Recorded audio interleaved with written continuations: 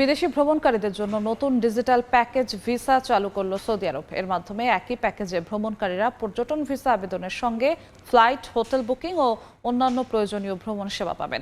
Saudi আরবের পর্যটন কর্তৃপক্ষ এই ঘোষণা দিয়েছে। দেশটির রাষ্ট্রীয় সংবাদ মাধ্যম সৌদি প্রেস এজেন্সি জানিয়েছে, অনুমোদিত ভ্রমণ ও পর্যটন সেবাদানকারী প্রতিষ্ঠানের মাধ্যমে পরীক্ষামূলকভাবে এই ভিসা প্যাকেজ চালু করা হচ্ছে।